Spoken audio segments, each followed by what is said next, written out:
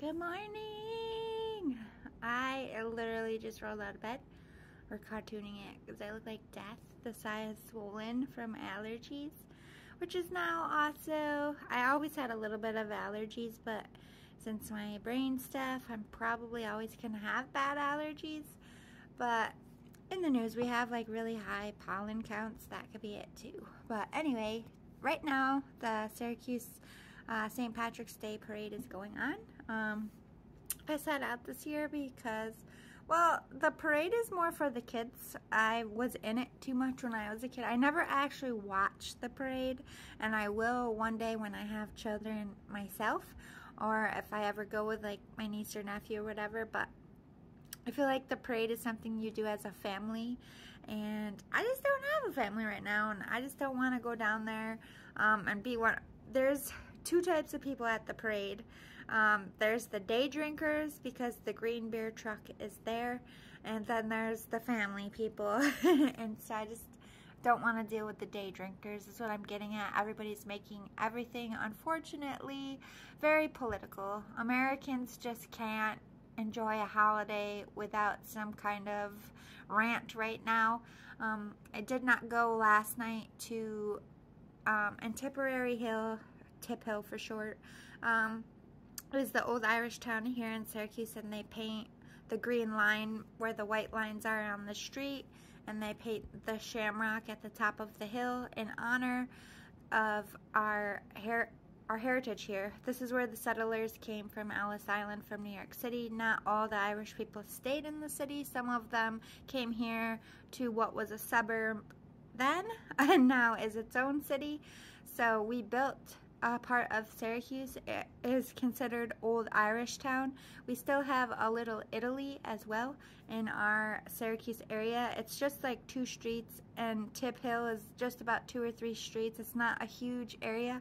It's just kind of funny that they recognize, like, hey, this is like, there used to be Irish immigrants on these 2 streets. Like, all these houses, everybody had Irish accents, or all those people had Italian accents. We are a sanctuary city, which means we take in immigrants.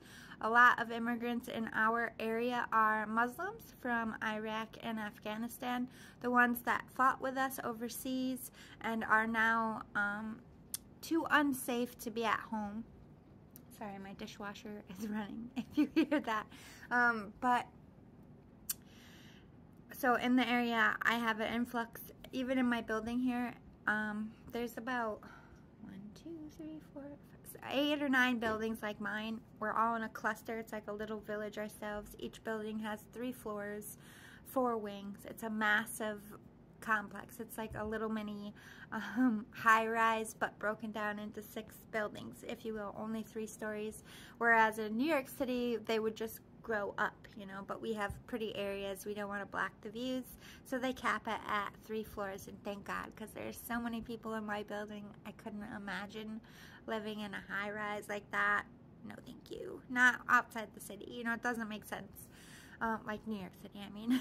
I am 5 hours from the city, but there's more here for Irish people than the actual city. If you are in New York and you want to experience a true St. Patrick's Day parade, come to Syracuse. Usually the weather's shitty, but it is beautiful this year. I don't know if you can see it.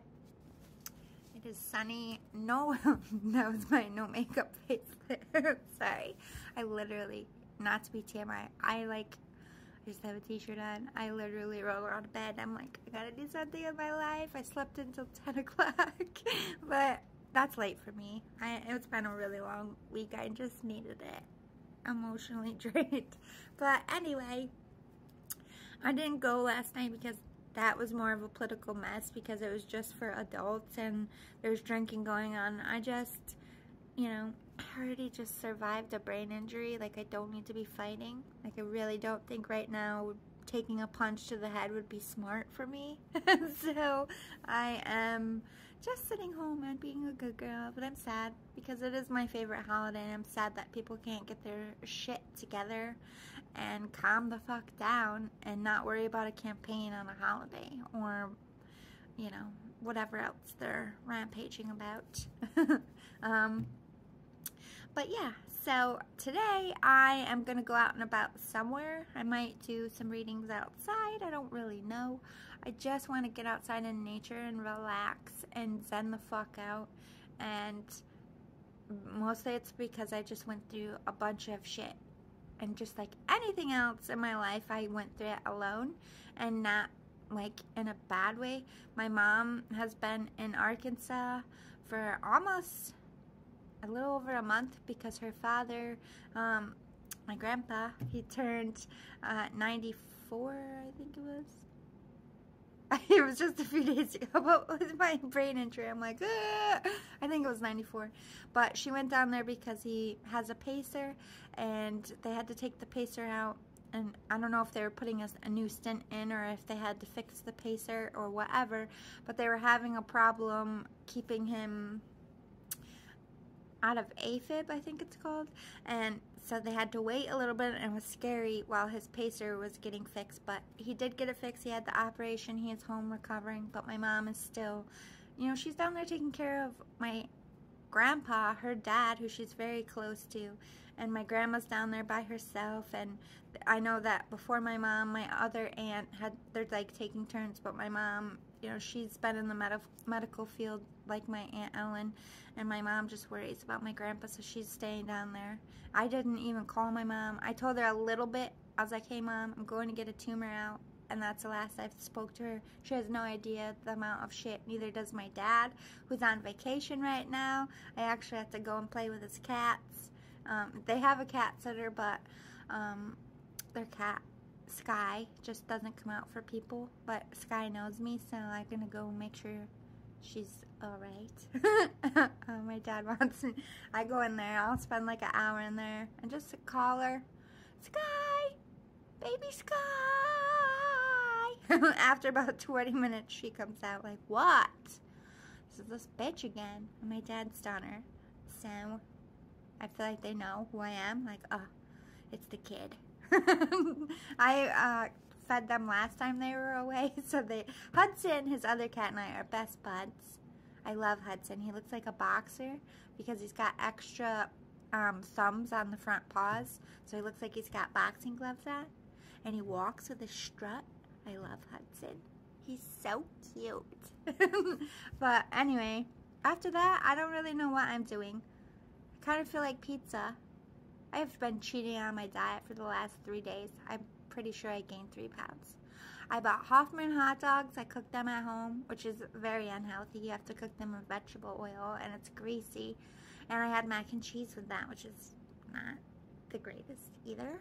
And then I had pizza at work because my boss, you know, I kind of got mad. And I think he was just trying to not make me, or not have me quit. Not just me, but other people. We're just fed up with shit.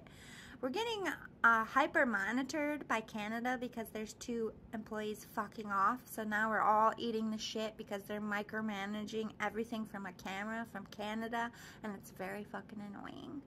And I just blew my top. I'm like, fuck, man. I was 2 minutes late because the road I turned onto had construction.